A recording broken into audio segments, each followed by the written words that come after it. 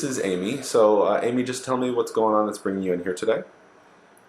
So I've been having an issue with my voice probably more frequently in the past 2 to 3 years, where if I were to sing a lot or speak in a higher voice, a louder voice, for any significant amount of time, I almost completely lose and definitely strain my lower register.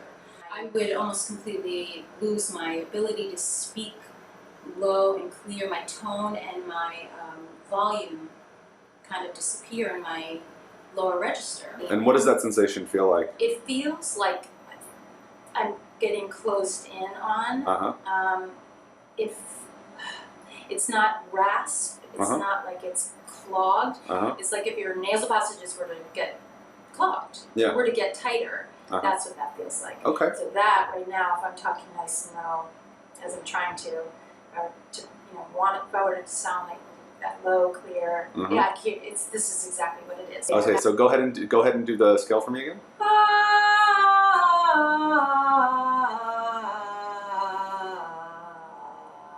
Yeah. So that would probably be if I were really tense and if I had been singing for a while. I can hear it now, but it would happen at a higher note. Cool. So go ahead and take a deep breath in for me, please. So, where she has to use muscles that are not necessarily meant for normal breathing, these are called accessory muscles of breathing. She's using muscles on the front called her scalenes, her sternocleidomastoid, and her trapezius muscles, which are actually all going to help her because her ribs don't expand as much, so she uses her neck muscles to try to help get more air in or to expand her rib cage. So I'm just trying to stretch her diaphragm out a little bit. Take a deep breath in right to my hands if you can, and let it go.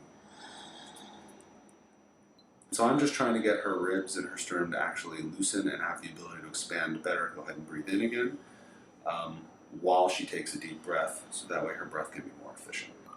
Okay, and now what I want you to do is I want you to take a deep breath into my hand, right here. Good, and now blow it out all the way. Blow it out all the way. Good. Deep breath in for me. And out. Does that feel for you? Better. Yeah, how so? I feel more relaxed. I feel like my breath's is a little richer, deeper here. Okay. And less here. So now I'm just going to start working through some of her neck muscles that have become tight from being overused when she tries to take deep breaths and kind of strain to sing. Head to the left for me. And now back to the middle. And just keep doing that back and forth. Now I want you to go ahead and take a deep breath in for me. And let it go. Go ahead and press your elbow down for me. Good. And let it go.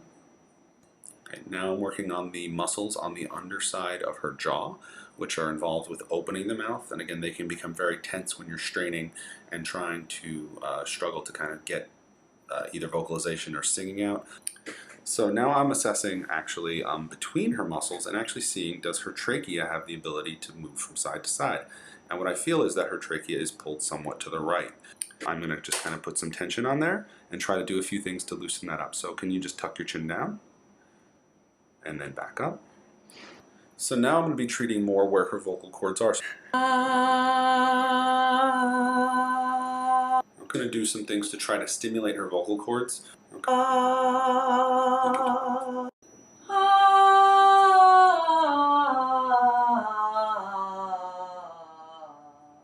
It feels so much better. I mean, that low note is probably the border of your range. Would be normal.